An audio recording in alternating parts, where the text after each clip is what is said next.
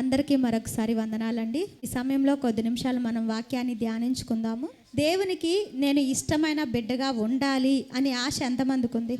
దేవునికి ఇష్టమైన బిడ్డగా ఉండాలని మనకందరికీ ఆశ. ఉదాహరణకి చెప్పాలంటే అమ్మా నాన్నలకి నేను ఇష్టమైన బిడ్డగా ఉండాలి అని కోరిక మనకు ఉంటుంది కదా. దానికోసం మనం చాలా చేస్తాము.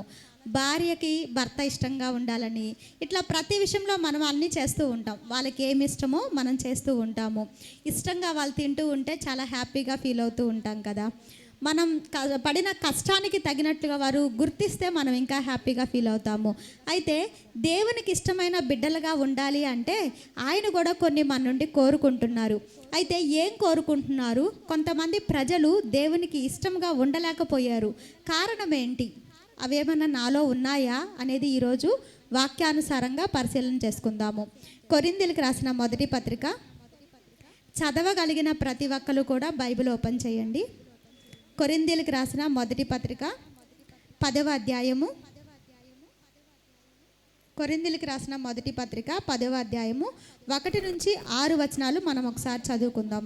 ఇక్కడ మనం చూసుకున్నటువంటి వాక్య భాగంలో పౌలు గారు చెప్తున్నారు. కొంతమంది వర్గాన్ని తీసుకొని వారు ఏం చేస్తున్నారు, వాళ్ళు ఏం చేశారు అనేది చెప్పారు. వాళ్ళు ఎవరు అంటే ఇశ్రాయేలీల ప్రజలు. వాళ్ళు ఏం చేశారు? ఐగుప్తు దేశం నుండి బయలుదేరి వచ్చినప్పుడు అందరూ కూడా కానాను దేశంలోనికి ప్రవేశించాలి అని ఆసక్తితో వచ్చారు.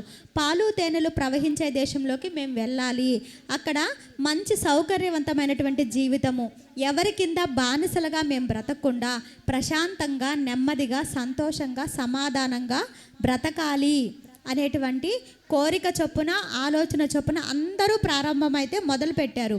అయితే ఇక్కడ వ్రాయబడిన మాటలు చూస్తే వారిలో అనేకులు దేవునికి ఇష్టలుగా ఉండలేకపోయిరి. ఇక్కడ చెప్తున్నారు, వారు అన్నీ ఆశించినట్లుగా దేవుడు వారికి ఇచ్చారు, వారు కోరుకునేవి వారు ఇచ్చారంట. అయితే ఎక్కువ మంది దేవునికి ఇష్టలుగా ఉండలేకపోయిరు కనుక అరణ్యములో సంహరింపబడి. ఎక్కువ మంది అంట, చాలా ఎక్కువ మంది. ఇంకా మనం స్పష్టంగా చెప్పుకోవాలి అంటే వారు బయలుదేరినప్పుడు యుద్ధము చేయదగినటువంటి వారు, యుద్ధము వెళ్ళి ఎంతమంది యుద్ధం చేయగలరు అని లెక్క పెడితే ఇంచుమించు 6 లక్షల మంది యుద్ధం చేయగలిగినటువంటి యవ్వనస్తులు, బలవంతులు వారిలో ఉన్నారు. అయితే అంతమంది 6 లక్షల మంది ఉంటే మరి వృద్ధులు ఎంతమంది ఉంటారు, పిల్లలు ఎంతమంది ఉంటారు, స్త్రీలు ఎంతమంది ఉంటారు? మరి ఇలా లెక్క పెట్టుకుంటే చాలా లక్షల మంది వారు ఉన్నారనమాట. అయితే ఇలాంటి అందరూ కూడా బయలుదేరి వస్తూ ఉన్నప్పుడు ఒకానొక సందర్భంలో ఒక తరం అంతా కూడా చనిపోయారు. అంటే బయలుదేరినప్పుడు మన భాషలో చెప్పాలి అంటే ఒక 40 సంవత్సరాల వాళ్ళు బయలుదేరారు అనుకుందాము. అయితే వారు కానాను దేశంలోనికి రాక మునిపే, ఇంచుమించు వాళ్ళు కానాను దేశంలో అడుగు పెట్టక మునిపే 40 సంవత్సరాల వాళ్ళు, అంటే ఒక 80 సంవత్సరాలకు వచ్చారనుకోండి, 80 సంవత్సరాలు ఉన్నటువంటి వారందరూ చనిపోయారు. మరి ఎవరు ప్రవేశించారు అంటే వారి పిల్లలు ప్రవేశించారనమాట. మరి మిగిలిన వాళ్ళు ఏమైపోయారు? పెద్దవాళ్ళు, ముసలి వాళ్ళు ఏమైపోయారంటే ఆరోగ్యం బాగలేక చనిపోలేదు, సమస్యలు వచ్చి చనిపోలేదు, ఆత్మహత్యలు చేసుకొని చనిపోలేదు, లేదంటే ప్రమాదాలు జరిగి చనిపోలేదు. కానీ దేవునికి ఇష్టలుగా ఉండలేకపోవడం వలన దేవుడు అరణ్యంలోనే వారిని సంహరించేశారు. వారి శరీరములు అరణ్యంలోనే రాలిపోయాయి. కారణం ఏంటి అంటే 4 కారణాలు వివరిస్తూ ఉన్నారు. మరి ఆ కారణాల్లో మొదటి కారణం చూద్దాము. 7వ వచనం, 10వ అధ్యాయము కొరింథీయులకు రాసిన మొదటి పత్రిక 7వ వచనం. జనులు తినుటకును త్రాగుటకును కూర్చుండి ఆడుటకు లేచిరి అని వ్రాయబడినట్లు వారిలో కొందరి వలె మీరు విగ్రహారాధికులై ఉండకుడి. వాళ్ళు ఏం చేశారు అంటే విగ్రహారాధన చేశారంట. ఎవరయ్యా వీరందరూ అంటే తండ్రి అయినటువంటి దేవుణ్ణి ఎరిగినటువంటి వారు, ఆయన్ని ఆరాధించేవారు, ఆత్మతో సత్యముతో ఆరాధించాలి, ఆయనకంటూ ఒక విగ్రహము చెయ్యకూడదు అని బాగా తెలిసినటువంటి వ్యక్తులు అన్నమాట. మరి ఏం చేశారు వీళ్ళు అంటే వాళ్ళు విగ్రహం ఏమీ తయారు చేసుకోలేదు, కానీ పూర్వము తయారు చేసుకున్నట్లు విగ్రహాన్ని వారు తయారు చేసుకోలేదు. కానీ ఏం చేశారంటే వారితో నివసిస్తున్నటువంటి ఇతర ప్రజలు ఉంటారు కదా, వారితో సహవాసం చేసి వారు విగ్రహారాధన చేశారంట. విగ్రహారాధన దేవునికి అసలు నచ్చనటువంటి పని. మరి ఎవరు వీళ్ళకి తెలియదా విగ్రహం చేసుకోకూడదని, వీళ్ళకి తెలియదా విగ్రహారాధన చేయకూడదు అని అంటే చాలా చాలా స్పష్టంగా వారికి తెలుసు. నేను పరిశుద్ధుణ్ణి, నేను తప్ప ఏ దేవుడు మీకు లేరు, ఉండకూడదు అని దేవుని ఆజ్ఞలు వారికి తెలుసు, దేవుని మాటలు వారికి తెలుసు, దేవుని హెచ్చరికలు వారికి తెలుసు, అంతా తెలుసు. అయినా కానీ ఏం చేశారు? విగ్రహారాధన చేశారు. నిజంగా ఇలాంటి వారు మనలో లేరా? మీరు అనొచ్చు, ఏంటక్క మేమేంటి విగ్రహ ఆరాధన చేయటం, మాలో ఏ విగ్రహ ఆరాధన లేదు, మా ఇంట్లో మేము సాంబ్రాణి కడ్డీలు వెలిగించము, పూజలు చేయము, కొబ్బరికాయ కొట్టము, మేము ఏ గుళ్ళకి గోపురాలకు కూడా వెళ్ళము. నిజమే, రైట్, మనం ఎక్కడికి వెళ్ళము. కానీ విగ్రహారాధన చేస్తున్నటువంటి వారితో నిజంగా మనం హృదయపూర్వకంగా ఆలోచిస్తే వినాయక చవితి వచ్చినప్పుడు ఎంతమంది పిల్లలు వినాయకుడి విగ్రహం ముందుకు వెళ్ళారండి? ఎంతమంది పిల్లలని తల్లిదండ్రులు రెడీ చేసి పంపించారు? ఒకసారి ఆలోచించండి. మరి ఏంటది? నీవు నేర్చుకున్నటువంటి బోధ నీ బిడ్డలకి నేర్పిస్తున్నావా?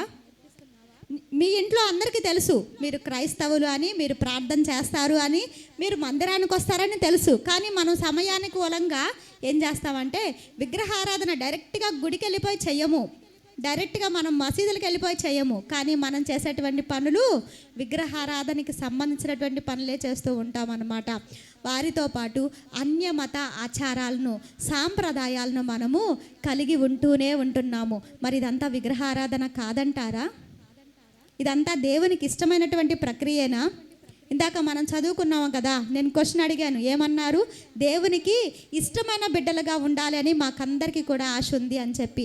నీవు గనక దేవునికి ఇష్టమైన బిడ్డగా నీవు ఉండాలి అంటే, దేవుని కృపాక్షేమములు నీకు నీ కుటుంబానికి రావాలి అంటే తీసివేసుకోవాల్సినటువంటి మొదటి లక్షణము నీలో ఉన్నటువంటి విగ్రహారాధన, అన్యమత ఆచారాలు, సాంప్రదాయాలు.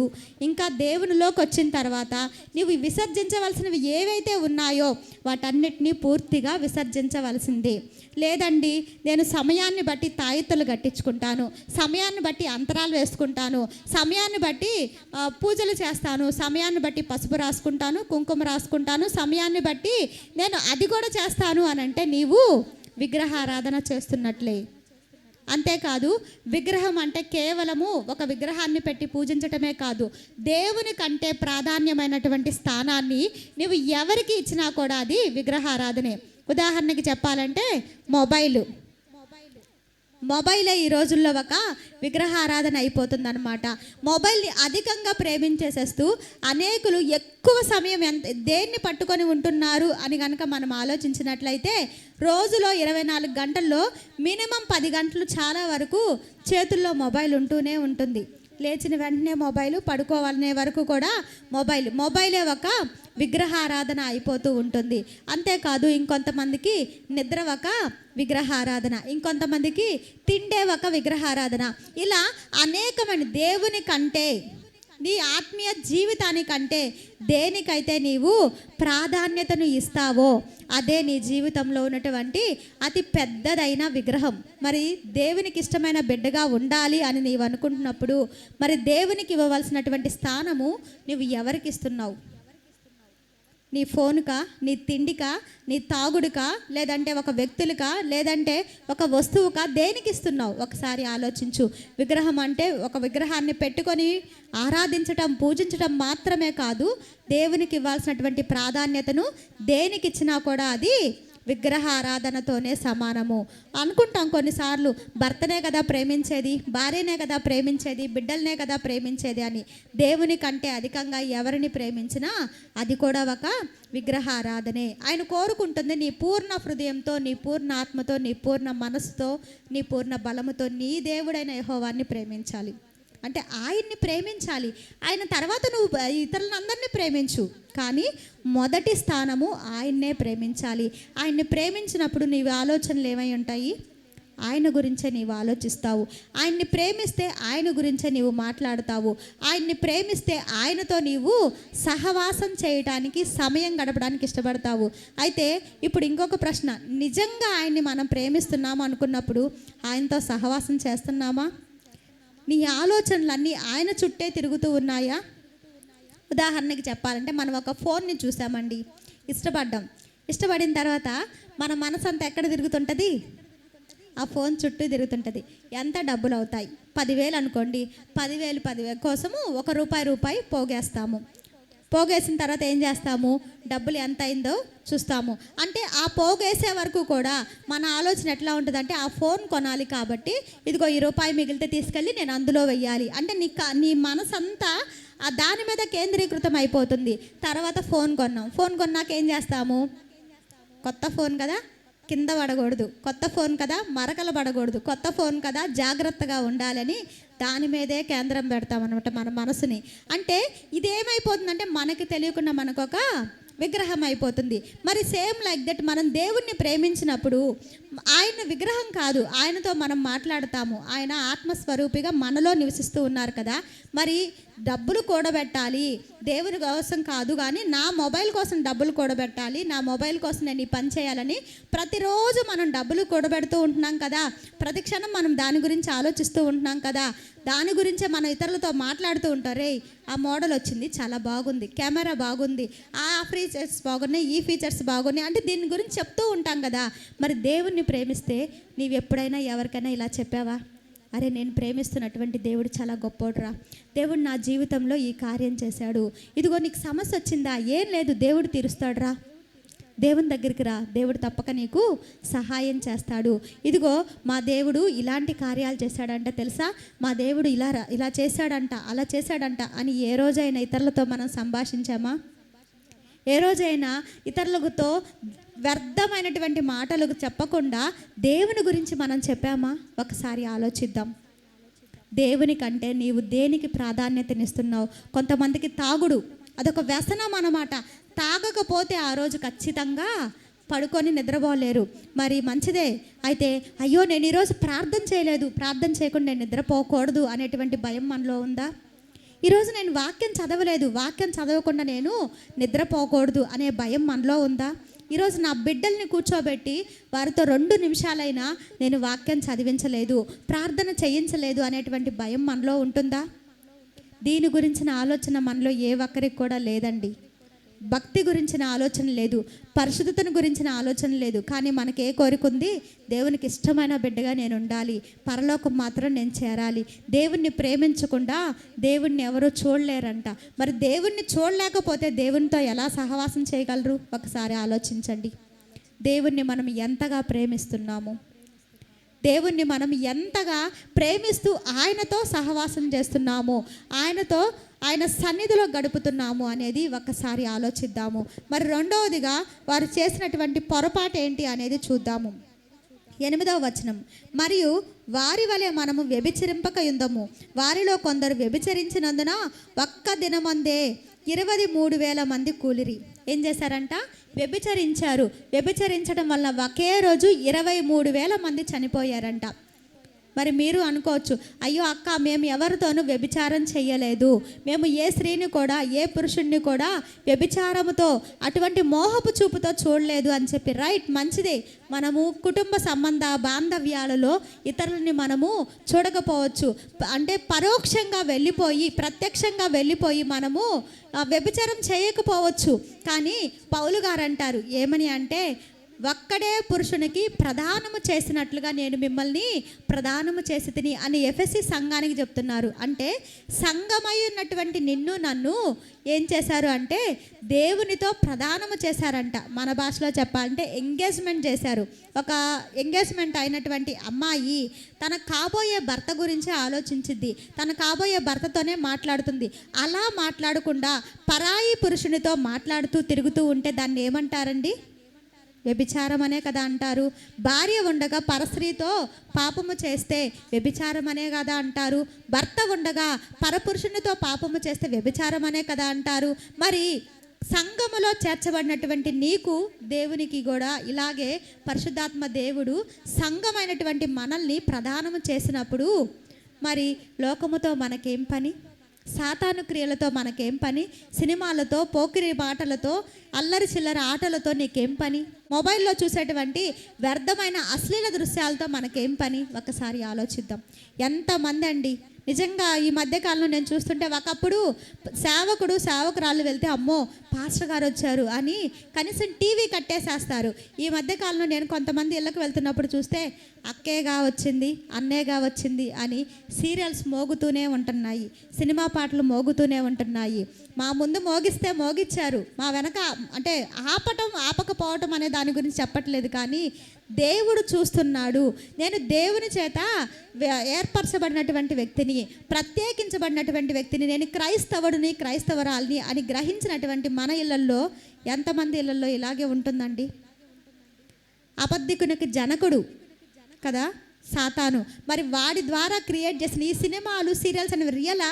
కాదు, అదంతా యాక్టింగ్. అంటే అది అబద్ధము. వాళ్ళు యాక్ట్ చేస్తూ ఉంటే మనం వాటిని చూసి ఎమోషనల్ అయిపోతూ ఉంటాం. కొంతమంది ఏడుస్తూ ఉంటారు, కొంతమంది ఆ హీరోయిన్స్ని లవ్ చేస్తూ ఉంటారు, వారి కోసం ప్రాణాలు తీసుకున్నటువంటి వారు కూడా ఉంటున్నారు. మనం అవన్నీ చేయకపోవచ్చు, కానీ మనకు కూడా మన హృదయాల్లో ఉంటుంది. కొంతమంది నా ఫేవరెట్ యాక్టర్స్, కొంతమంది నా ఫేవరెట్ హీరోలు, హీరోయిన్స్. ఇంకొంతమంది ఏం చేస్తారంటే వాటి గురించే ఆలోచిస్తూ పాటలు పాడుతూ ఉంటారు. మరి ఇదంతా ఏంటిది? వ్యభిచారం కాదా? క్రీస్తుతో ప్రదానం చేయబడినటువంటి నీవు క్రీస్తుతోనే మాట్లాడాలి, ఆయన పాటలనే పాడాలి. అందుకే పౌలు గారే అంటారు, మీ హృదయములలో ఎల్లప్పుడూ కూడా పాటలు పాడుచు, కీర్తనలు చేయుచు, స్తుతి గానము చేయండి, దేవునికి కృతజ్ఞతాస్తులు చెల్లించండి అని. నేను అది చదివినప్పుడు ఆశ్చర్యపోయాను. ఈ మధ్య కాలంలో చదివారు. అక్కడ ఏం చెప్తున్నారంటే, మనం అంటాం, అయ్యో ఎప్పుడు ప్రార్థన చేయటం నాకు రాదక్క, ఎప్పుడు బైబిల్ చదవటం నాకు రాదక్క అని. అక్కడ పౌలు గారు ఏమంటున్నారంటే, దినాలు చెడ్డవి కాబట్టి మీరు ఏం చేస్తారంటే రోజంతా కూడా మీ హృదయంలో పాటలు పాడుచు, కృతజ్ఞతాస్తులు చెల్లించండి, కీర్తనలు పాడుచు. మనమేమి కూర్చొని పాట పాడమని చెప్పట్లేదు. మందిరంలోకి వెళ్ళిపోయి వాక్యం చదవండి, పాటలు పాడండి, ప్రార్థన చేయండి అని పౌలు గారు చెప్పట్లా. నీ హృదయంలో నువ్వు ఏ పని చేసినా కానీ నీ హృదయంలో నీవు పాటలు పాడుకుంటూ ఉండు, దేవునికి కృతజ్ఞతాస్తులు చెల్లిస్తూ ఉండు అని చెప్పి. నిజంగా ఎంతమంది ఈ పని చేస్తున్నాం? వంట చేయొచ్చు, పనులకు వెళ్ళొచ్చు, చదువుకుంటూ ఉండొచ్చు, ఇంకా రోడ్ల మీద వెళ్తూ ఉండొచ్చు. అయితే పాటలు మనం పాడతాం. ఏం పాటలు? సినిమా పాటలు, అంతే కదా? లేదంటే ఏ షార్ట్ ఫిలిమ్స్లోంచి సాంగ్సో పాడుతూ ఉంటారు, లేదా వాళ్ళ గురించి వీళ్ళ గురించి వ్యర్థమైనటువంటి సంభాషణ చేస్తూ ఉంటారు. ఇదంతా కూడా ప్రధానము చేయబడినటువంటి పురుషుణ్ణి కాకుండా వేరొక పురుషునితో వ్యభిచరించినట్లే. మరి వ్యభిచారం చేయట్లేదు అంటారా మనం? ఎంతమంది దేవుణ్ణి విసర్జిస్తూ ఉన్నాము, ఎంతమందికి దేవునికి అవిధేయులంగా జీవిస్తూ ఉంటున్నాము, ఎంతమంది క్రీస్తుని మరిచి లోకంలో జీవిస్తూ ఆదివారం రాగానే మేము భక్తి పరులమే, మేము క్రైస్తవులమే అని చెప్పుకుంటూ ఉన్నాము. ఒకసారి ఆలోచించండి. క్రీస్తు మనలో కనిపిస్తూ ఉంటున్నారా? మన మాటల్లో, మన తలంపుల్లో, మన ఇంట్లో, మన నడవడికలలో, మన ప్రవర్తనలో క్రీస్తు కనిపిస్తున్నాడా? ఆయన గురించి సంభాషణ చేస్తున్నామా? దేవుని వాక్యం సెలవిస్తుంది, దేవుని యందు భయభక్తులు కలిగిన వారు ఇద్దరు కూర్చొని ఒకరితో ఒకరు మాట్లాడుకుంటుంటే యెహోవా చెవియొగ్గి ఆలకించను అని ఉంటుంది. నాకు ఆ మాట చాలా నచ్చింది. ఆయనంట చెవి పెట్టి వింటూ ఉంటాడంట. మన భాషలో చెప్పుకోవాలి అంటే ఇద్దరు కూర్చొని మాట్లాడుకుంటూ ఉంటారు, సీక్రెట్గా మాట్లాడుకుంటుంటే దేవుడు వచ్చి వాళ్ళ మధ్య కూర్చుంటారు మూడో వ్యక్తిగా. వాళ్ళకి తెలియదు, వాళ్ళు వాళ్ళ గురించి వీళ్ళ గురించి వాళ్ళు మాట్లాడే ప్రతి మాట వింటూ ఆ గ్రంథంలో రాస్తూ ఉంటారు. మరి మన మాటలు ఎలా ఉంటున్నాయి? ఎవరికి తెలియని మన ఆలోచనలు ఎలా ఉంటున్నాయి? వ్యర్థమైనటువంటి ఆలోచనలతో మనం జీవిస్తున్నాము, వ్యర్థంగా సమయాన్ని పోగొట్టుకుంటూ మనం జీవిస్తూ ఉంటున్నాము. దేవుణ్ణి స్తుతించలేకుండా, ఆరాధించలేకుండా, ఘనపరచలేకుండా, ఆయనతో సహవాసం చేయలేకుండా మనం జీవిస్తూ ఉంటున్నాము. కానీ క్రైస్తవులమే మనము, కానీ దేవునికి ఇష్టమైన బిడ్డలుగా ఉండాలని కోరుకునేటువంటి వ్యక్తులం మనము. అయితే దేవుడు చెప్తున్నారు, వారిలో ఎక్కువ మంది ఇష్టలుగా ఉండలేకపోయిరి గనుక అరణ్యంలో సంహరించబడిరి అని. సంహరించబడకుండా ఆయనతో యుగయుగాలు నిత్యత్వంలో మనం జీవించాలి అంటే మనలో నుంచి ఈ వ్యభిచారపు తలంపులను, క్రియలను మనము తీసివేసుకోవాలి. మరి మూడవదిగా వారు ఏం చేశారు అనేది చూద్దాము. 9వ వచనము, మనము ప్రభువును శోధింపక యుందము, వారిలో కొందరు శోధించి సర్పము వలన నశించిరి. మూడవది ఏంటి? శోధించారంట. మొదటిది విగ్రహారాధన చేశారు, రెండోది వ్యభిచరించారు, మూడోది శోధించారు. శోధించడం అంటే ఇశ్రాయేలీలు ఏం చేశారు అంటే, ఐగుప్తు దేశంలో నుంచి బయలుదేరినటువంటి వారికి దేవుడు ఆకాశం నుండి మన్నాను కురిపిస్తూనే ఉన్నారు. 40 సంవత్సరాలు వారు కనాను దేశంలో అడుగు పెట్టే వరకు కూడా వారికి ఆ మన్నాని కురిపిస్తూనే ఉన్నారు, ఆ అంటే నీటిని అందిస్తూనే ఉన్నారు. అయితే వారికి మధ్య మధ్యలో వచ్చాయి కోరికలు. మనం కూడా అంటాం కదా, ఏమని, ఏంటి మా ఎప్పుడు చూసినా కూరగాయలేనా, చికెన్ లేదా, మటన్ లేదా, కోడిగుడ్డు కూర లేదా, నాన్ వెజ్ అయితే కానీ, అదే అంటారుగా, మొక్కుంటే కానీ నోట్లోకి ముద్ద దిగదు అని చెప్పి. అలాగా వాళ్ళు కూడా చేశారు. ఏం చేశారు అంటే, ఎప్పుడు కూడా ఈ చవి సారం లేనటువంటి కూరలేనా, మాకు చేపలు కావాలి, మాంసం కావాలి అని చెప్పి వారు దేవుణ్ణి శోధించారు. అలా ఒకసారి కాదు, 2 సార్లు కాదు, ఇంచుమించు అనేక పర్యాయాల్లో, అనేక సందర్భాల్లో 10 సార్లు వాళ్ళు దేవుణ్ణి శోధించారు. ఒకసారి అయితే అది చదివినప్పుడు నిజంగా నాకు నవ్వొచ్చింది. ఏంటి, తెల్లగడ్డలు లేవు, కూరగాయలు లేవు, ఏంటి కీర దోసకాయలు లేవు, వీటి కోసం కూడా దేవుణ్ణి సనుగుతారా అండి? సనిగారు వాళ్ళు. నిజంగా మనలో ఇలాగా చాలామంది ఉంటుంటారు. ఇచ్చిన దానితో సంతృప్తి అనేది వారికి లేదు. కాబట్టి వాళ్ళు ఏం చేశారంటే సనిగారు. అయితే దేవుడు ఏం చేశారంటే, ఒకరోజు సరే మీకు ఇస్తాను అని చెప్పి ఇచ్చారు. ఇచ్చిన తర్వాత ఏం చేశారు, మాంసం అడిగారు వాళ్ళని. 1 రోజు కాదు, 2 రోజులు కాదు, మోషే 4 రోజుల పాటు వీళ్ళకి మాంసం ఇస్తాను అన్నారు. 4 రోజుల పాటు మాంసాన్ని ఏకదాటిగా పక్షులు వాళ్తానే ఉన్నాయి. ఆ పక్షులను చంపుకొని వీళ్ళు తింటూనే ఉన్నారు. తిని వారికి ప్రాణాలు విసిగిపోతాయి కదా. మాంసం ఇంకా నోళ్ళల్లో ఉండగానే రాయబడి ఉంటుంది కీర్తనల్లో, వారి నోళ్ళల్లో ఇంకనూ మాంసం ఉండగానే వారిలో బలిష్ఠులను దేవుడు కూల్చివేశారంట. మాంసమే వారి ఆశ తీరక మునిపే కోరుకున్నారు, మాంసం కావాలి అని చెప్పి మాంసాన్ని ఇచ్చాడు. కానీ దేవుణ్ణి శోధించారు, దేవునికి విసుగొచ్చేసింది. ఆ మాంసం నోట్లో ఉండగానే వారిని చంపేశారంట. జాగ్రత్త, దేవునికి ఇష్టం లేని వాటిని మనం కోరుకుంటే మనం కూడా ఇలాగే సంహరించబడతాము. శోధిస్తున్నావేమో ఉన్నటువంటి వ్యక్తితో కొంతమంది శోధిస్తూ ఉంటారు. ఈరోజు నేను ఆలోచిస్తూ ఉంటే, ఒక వ్యక్తికి సువార్త చెప్పాలి అంటే దేవుని గురించి చెప్తే బాగుండు కదా అనిపించి నేను ఆలోచిస్తూ ఉన్నాను అన్నమాట. అంటే భర్త ఉన్నప్పుడు భర్తతో సంతృప్తి, అంటే తన ఆలోచన విధానం, తన మాట తీరు, తన ప్రవర్తన, ఇవన్నీ సంతృప్తి చెంది ఉంటే అది వేరు. అసలు సంతృప్తే లేకుండా కోరికలు మించి హద్దు మీరిపోతే వాళ్ళు ఏం చేసేస్తారు, వ్యభిచారం చేసేస్తారు. అటువంటి హద్దు మీరిన కోరికలతో జీవిస్తున్నటువంటి వారిని ఎంతగా దేవుని దగ్గరికి తీసుకొచ్చినా కానీ వారిలో మార్పు రాదేమో అనిపించింది. కొంతమంది గురించి నేను ఆలోచిస్తూ దేవుని వాక్యాన్ని ధ్యానిస్తూ ఉన్నప్పుడు, అలాగా హద్దు మీరిన కోరికలతో నీవు జీవిస్తున్నావేమో. అది భౌతికంగా కావచ్చు, శారీరకంగా కావచ్చు, ఆధ్యాత్మికంగా కావచ్చు. నీవు సంపాదిస్తున్న సంపాదనతో తృప్తిపడు, నీవు కలిగి ఉన్న ఇంటితో తృప్తిపడు, నీవు కలిగి ఉన్నటువంటి వస్త్రాలతో తృప్తిపడు, నీకు దేవుడిచ్చినటువంటి ఆహారంతో తృప్తిపడు. అది కాకుండా ఇంకేదైనా తీసుకోవాలని ఆరాటపడటం వేరు, దానికోసము శ్రమ పడటం వేరు. కానీ ఇస్తావా ఇయ్యవా అని దేవుణ్ణి శోధించటం వేరు. మరి ఏదైనా విషయంలో ఇలాగే శోధిస్తున్నావేమో.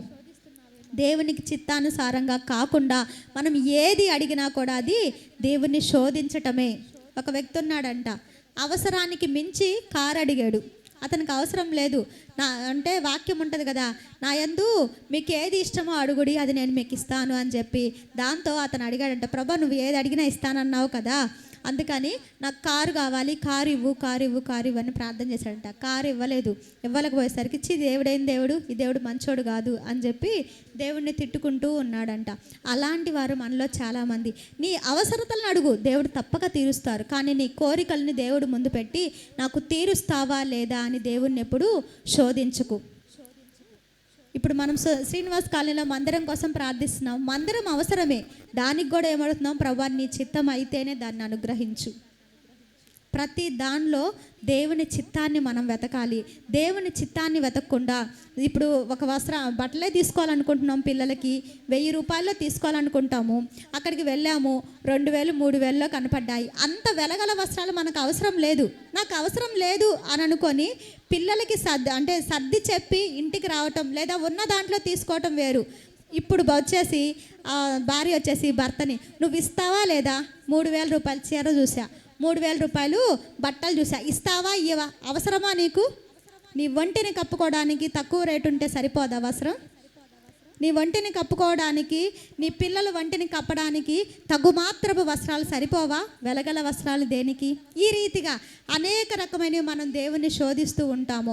అవసరం లేకుండానే కోరికలను తీర్చబడాలి అని చెప్పి వారు దేవుణ్ణి శోధించారు. వస్తున్నటువంటి మన్నా వారికి సరిపోలేదు, దేవుడు చూపిస్తున్నటువంటి కృప వారికి సరిపోలేదు. మాంసము కావాలి, కీర దోసకాయలు కావాలి, తెల్లగడ్డలు కావాలి, ఉల్లిపాయలు కావాలి, ఇలాంటి పనికిరాని కోరికలు కోరారు. దాని వలన సర్పము చేత సంహరించబడ్డారు. మనం కూడా పనికిరాని కోరికలను తీసుకొని వెళ్ళి దేవుని ముందు పెట్టకుండా, దేవుని కోపానికి బలవకుండా జాగ్రత్త పడదాం.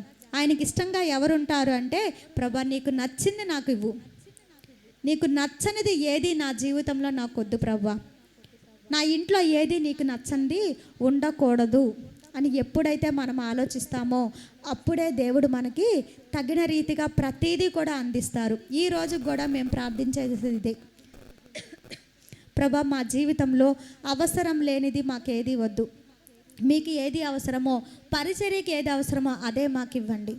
ఇంట్లోకి ఏది అవసరంలా, మందిరంలోకి పరిచర్యలోకి ఏది అవసరమో అది ఇవ్వండి. ఇంట్లోకి ఏ నాటికి ఆనాడు మీరు అనుగ్రహిస్తారు, అది చాలు. ఉన్న దాంట్లో సంతృప్తి చాలు. అయితే మనం సంతృప్తి చెందుతున్నామా? ఉన్న దాంట్లో తిని తృప్తిగా బ్రతుకుతున్నామా? లేకపోతే హద్దులు మీరిన కోరికలతో దేవుణ్ణి శోధిస్తూ, భర్తని శోధిస్తూ, భార్యని శోధిస్తూ, తల్లిదండ్రులను శోధిస్తూ ఇబ్బంది పెడుతూ ఉంటున్నామా? ఒకసారి ఆలోచిద్దాము. మరి చివరిగా వాళ్ళు ఏం చేశారు అనేది చూద్దాము. 10వ వచనం, మీరు సనగకుడి, వారిలో కొందరు సనిగి సంహారకుని చేత నశించిరి. సనిగారంట. ఏం సనిగారు? ఏడయ్యా మోషే, దేవుడని తీసుకొని వచ్చావు, కనాను దేశం అన్నావు, ఏది కనాను దేశం? ఇంకా తీసుకొని పోవట్లేదే, ఇంకెప్పుడు మమ్మల్ని తీసుకొని పోతావు? ఏంటి ఆహారం ఏంది? ఈ నీళ్ళు లేవు, ఆహారం లేదు, ఈ చవి సారం లేని ఆహారం మేము తినాలా? ప్రతిరోజు ఇదేనా? అవసరమా మాకు? ఇందాక చెప్పాక ప్రతిరోజు ఇదే కూరమ్మా, ఇంకొక కూర లేదా? ప్రతిరోజు ఇయ్యే బట్టలు అమ్మ, నాకు కొత్త బట్టలు లేవా? ఉన్న బట్టలు సరిపోవు, ఉన్న తిండి సరిపోదు. అలాగ వాళ్ళు సనిగారు. ఎంతగా సనిగారంటే దేవునికి కోపం వచ్చేసింది. చాలా సందర్భాలు అన్నారు, మోషే నువ్వు అడ్డు తప్పుకో, వీళ్ళని చంపేసేస్తాను, చంపేసి నీ ద్వారా అనేకుల్ని జనాల్ని రప్పిస్తాను అంటే, అయ్యయ్య వద్దయ్యా, దయతో వాళ్ళని క్షమించండి అని మోషే అనేక సార్లు వేడుకున్నారు. మరి ఆ రీతిగా మనం ఉంటున్నామేమో. ఇచ్చిన దాంతో సంతృప్తి లేకుండా, ఏంది ప్రభా ఈ భర్త అసలు మారడు, ఏంది ప్రభా ఈ పిల్లలు, ఏంది ప్రభా ఈ ఇల్లు, ఇదిగో వర్షం వస్తే నీళ్ళు వస్తున్నాయి, ఇదిగో ఈ సమస్య ఆ సమస్య అని ఉన్నదాన్ని బట్టి దేవుని మీద సనుగుతున్నావేమో. సనగద్దు, కానీ ప్రార్థన చేయి. ప్రభా నీ చిత్తం అయితే, నీ కృప ఉంటే కొత్త ఇంటిని కట్టుకోవడానికి నాకు సహాయం చేయి, నీ చిత్తం అయితే వాహనం తీసుకోవడానికి నాకు సహాయం చేయి, నీ చిత్తం అయితే ఇదిగో నేను ఇది చెయ్యాలనుకుంటున్నాను, ఈ పని చేయడానికి నాకు సహాయం చేయి, నీ చిత్తం అయితే నాకు ఇది అనుగ్రహించు అని దేవుని చిత్తాన్ని అడుగుదాం, ప్రార్థన చేద్దాం. అంతేకాని ఇవ్వలేదు అంటూ దేవుణ్ణి సనగద్దు. ఏం దేవుడు అయ్యా, ఎన్ని సంవత్సరాల నుంచి ప్రార్థిస్తున్నానో నా ఇంట్లో ఈ సమస్యలు తీరలేదు, ఎన్ని సంవత్సరాల నుంచి ప్రార్థిస్తున్నానో నా భర్త మారలేదు, ఎన్ని సంవత్సరాలు ప్రార్థిస్తున్నానో ఇంకెన్ని సంవత్సరాలు చేయాలి ప్రభువా అని దేవుని మీద సనగద్దండి. సనగటం ఆయనకి చాలా కోపం. పిల్లలు కూడా అంతే కదా, ఇప్పుడు పెట్టిన ఆహారం తినమంటాము, తినలేదనుకోండి మనకు కోపం వస్తుందా రాదా? విసుగు వస్తుందా రాదా? కొడతాం కదా. మరి దేవుణ్ణి కూడా మనం ఇలా శోధిస్తూ సనుగుతూ ఉంటే ఆయనకు కూడా కోపం రాదా? సంతృప్తి లేని బ్రతుకు ఏంటిది అని తన బిడ్డల మీద ఆయనకు కూడా కోపం వచ్చిందనుకో, ఆయనకు కూడా ఒక దెబ్బేస్తాడు. దెబ్బేగానే మనకి ఏ రోగమో వచ్చి మూలన పడితే, అయ్యో వద్దు ప్రభువా, ఉన్నదాంతో సంతృప్తి చెందుతాను అని అప్పుడు అంటాము. అలా కొట్టే రకంగా మనం మారకుండా దేవుడిచ్చిన దాంతో సంతృప్తి చెంది ఆయన మీద సనగకుండా ఉండాలి. ఇశ్రాయేలు ప్రజలు ఇంతే చేశారు, సనుగుతూ ఉన్నారు, శోధిస్తూ ఉన్నారు, అంతేకాదు వ్యభిచరిస్తూ ఉన్నారు, విగ్రహారాధన చేశారు.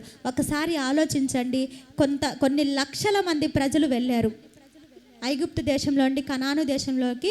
కొన్ని లక్షల మంది ప్రజలు వెళ్తే వారిలో ప్రవేశించినటువంటి వారు ఇందాక చెప్పా కదా, ఒక తరం వారు అంటే ఉదాహరణకి కూడా చెప్పా కదా, 40 సంవత్సరాల వాళ్ళు 40 సంవత్సరాల అరణ్యంలో తిరిగారు. 80 సంవత్సరాలు అయినాయి. ఇప్పుడు 80 సంవత్సరాల వాళ్ళు తల్లిదండ్రులు ఉంటారు కదా, పెద్దలు ఎవరైతే ఉన్నారో వాళ్ళెవ్వరూ కూడా కనాను దేశంలోకి ప్రవేశించకుండా వారి పిల్లలు మాత్రమే ప్రవేశించారు. కారణం ఏంటి అంటే దేవునికి ఇష్టంగా వారు జీవించలేకపోయారు. ఈ 4 కారణం. వ్యభిచరించారు, విగ్రహారాధన చేశారు, సనిగారు, ఇంతే కాకుండా శోధించారు. ఈ 4 వారిలో ఉండటం వలన పాలు తేనెలు ప్రవహించే దేశంలోకి వారు ప్రవేశించలేకపోయారు. ఈ 4 వలన వారు మంచి దేశము అక్కడంట. నేను అంటే ఎప్పుడూ చెప్తూ ఉంటారు, మన వాళ్ళకి ఎంతమంది గుర్తుందో తెలియదు కానీ అక్కడ మీరు చదివినట్లయితే కొన్ని వాక్య భాగాల్లో ఉంటుంది. ద్రాక్ష గెల మనం ఎలా చేస్తామండి? చేత్తో పట్టుకొని వస్తాం, చిన్న ద్రాక్ష గెల. మరి ఒక్క పెద్ద ద్రాక్ష గెలని ఇద్దరు పోసుకొని వస్తుంటే, పెద్ద ద్రాక్ష గెల ఉంది, దాన్ని ఇద్దరు మోసుకొస్తారా? మన ఇండియాలో మనం ఎప్పుడైనా చూడగలిగామా? లేదు కదా. కానీ అక్కడ అలా మోసుకొని వస్తారు. అంజూరపు చెట్టు మనకు అందరికీ తెలుసు. అంజూరపు కాయలు కూడా మీ అన్న మీకు తీసుకొచ్చి ఇచ్చారు కదా. శశికి తెలుసు, అశోక్కి తెలుసు, మీకు తెలియదు కదా. ఈసారి ఎప్పుడన్నా అవకాశం దొరికితే నరసరావుపేట వెళ్ళినప్పుడు తీసుకొస్తాం. అంజూరపు కాయలు మహా అంటే ఇంత ఉంది. 1 డజన్ కొనడానికి నేను కవర్లో వేసుకొని వచ్చేసాం. కానీ ఆ అంజూరపు అడలను మోసుకోవడానికి 2 వ్యక్తులు భుజాలను పెట్టుకొని మోసుకొస్తారు. అంటే ఎంత బాగా సమృద్ధిగా పండిద్దో ఆలోచించండి. అంత సమృద్ధికరమైనటువంటి దేశము. అసలు ఆ దేశంలో దేనికి కూడా ఆలోచించక్కర్లేదు. పాలు తేనెలు ప్రవహించే దేశము. అంటే మరి ఇది నేను చదివాను, ఎంతవరకు నిజమనేది నాకు తెలియదు. పాలు ఇప్పుడు అది కూడా చెప్పున్నా మీకు ఇంతకుముందు. పాలు మన దేశంలో ఉన్నటువంటి ఈ పశువులు ఎన్ని ఇస్తాయి? మహా అంటే 4 లీటర్లు అంట. కొన్ని బర్రెలు 12 లీటర్లు ఇస్తాయంట. మరి నాకు అది తెలియదు, నేను ఇతరులను అడిగాను ఈ క్వశ్చన్ కోసమే. 12 లీటర్లు, అంతకు మించి ఇవ్వవు. కానీ అక్కడ వాటి నుంచి అంటే అవి రోడ్డు మీద నడుచుకుంటూ వెళ్ళిపోతే పాలు కింద కారిపోయే అంతగా పాలిస్తాయంట. ఇంచుమించు 100 లీటర్లకు పైగా. అంత సమృద్ధిగా పాలు తేనెలు, అంటే పాలు ప్రవహించే దేశం అంటే ఆ రీతిగా. అంత సమృద్ధికరమైనటువంటి దేశంలోకి కేవలం 4 రీజన్స్తో, వ్యభిచారం, విగ్రహారాధన, శోధించటం, సనగటం, ఈ 4 రీజన్స్ వలన వాళ్ళు ప్రవేశించలేకపోయారు. అయితే ఈ లోకంలో ఉండేటువంటి కనాను దేశం గురించే ఇలాగ మనం ఊహించుకుంటే ఇంత అద్భుతంగా ఉంది అంటే మరి పరలోకం ఎలా ఉంటుంది? సండే స్కూల్ పిల్లలకి చెప్తా ఎప్పుడు, అక్కడ బంగారపు వీధుల్లో నడుస్తాం. ఒంటి మీద బంగారం వేసుకోక్కర్లేదు, కానీ అక్కడ నువ్వు నడిచేది బంగారపు వీధుల్లో. అక్కడ ఉండేటువంటి గోడలు పగడములతో ముత్యాలతో చేయబడి ఉంటాయి. అక్కడ సూర్య చంద్రులు అక్కర్లేదు, ఆహారం ఉండదు, దేవుడే మనకి వెలుగై ఉంటారు. అక్కడ నిత్యత్వంలో మనకి ఆహారం ఉండదు, నిద్ర ఉండదు, ఏ శ్రమలు బాధలు కన్నీరు ఉండదు. జీవించినంత కాలం నీకు సంతోషమే ఉంటుంది, నెమ్మది ఉంటుంది, సమాధానం ఉంటుంది. ఈ లోకంలో ఉండేది కొంతకాలమే కదా. మరి దీనికోసం దేన్ని వదులుకుంటున్నాం? ఐగుప్తు దేశంలో నుంచి బయలుదేరినటువంటి వారు కేవలం 40 సంవత్సరాలే వారు ప్రయాణించింది. అది కూడా 4 రోజుల్లో వెళ్ళిపోవాల్సినటువంటి వారు చేసిన తప్పిదాలను బట్టి 40 సంవత్సరాలు పట్టింది. వారు చేసిన తప్పిదాలను బట్టి ఆ 40 సంవత్సరాలైనా వారు బుద్ధి తెచ్చుకొని సరిగా జీవించున్నట్టయితే కనాను దేశంలో ప్రశాంతంగా బ్రతికేవారేమో. కానీ వారు అలా జీవించలేదు. ఈరోజు మనం కూడా అలాగే జీవిస్తున్నామేమో. మన కోరికల కొద్దీ, మన ఆలోచనల కొద్దీ, మన అదుపు లేనటువంటి తలంపుల కొద్దీ ఇష్టానుసారంగా మనం జీవిస్తూ దేవునికి వ్యతిరేకంగా జీవిస్తున్నామేమో. శరీరాన్ని మనసుని అదుపు చేసుకోలేక దేవునికి వ్యతిరేకంగా జీవిస్తున్నామేమో. పరిశుద్ధమైన జీవితం, పవిత్రమైన హృదయం లేకుండా జీవిస్తున్నామేమో. జాగ్రత్త. పరమ కానాను, పరమ యెరూషలేమైనటువంటి దానిలో నీవు నేను ప్రవేశించాలి అంటే ఈ లోకంలో దేవునికి ఇష్టంగా జీవించాలి. ఆయనకి ఇష్టంగా జీవించాలంటే ఈ 4 మనలో ఉండకూడదు. ఒకవేళ ఉన్నాయి అంటే ఇశ్రాయేలీలు ప్రజలు ఏ రీతిగా అరణ్యంలో సంహరించబడ్డారో మనము కూడా ఆ రీతిగా సంహరించబడేటువంటి అవకాశం ఉంది. సంహరించబడకుండా వెళ్ళిన వారు ఇద్దరు అంటే ఎవరు? వాళ్ళిద్దరు అంటే ఇద్దరే ఉన్నారు. వాళ్ళెవరు అంటే యెహోషువ, కాలేబు. వాళ్ళిద్దరు మాత్రమే. ఒక తరం సంబంధించిన వాళ్ళు చనిపోయారు అన్నాను కదా. ఆ తరములో వెళ్ళినటువంటి వారు ఇద్దరే, యెహోషువ, కాలేబు. వారి వలె పరమ కనానులో మనం ప్రవేశించాలి అంటే వీటిని మనం తీసేసుకుందాం. వ్యభిచార క్రియలను తీసేసుకుందాం, వ్యభిచార తలంపులను తీసేసుకుందాము. దేవుని కంటే మరి దేనికి కూడా ప్రాధాన్యత అనేది ఇవ్వకుండా దేవునికే ప్రథమ స్థానాన్ని ఇద్దాము. దేని విషయంలోనూ సనగకుండా, గొనగకుండా, దేవుణ్ణి శోధించకుండా ఆయన చిత్తానికి విధేయులమై పరిశుద్ధంగా, పవిత్రంగా జీవిద్దాము. ఇట్టి కృప దేవుడు మనందరికి కూడా అనుగ్రహించునుగాక. తలలు వంచండి, ప్రార్థన చేసుకుందాం.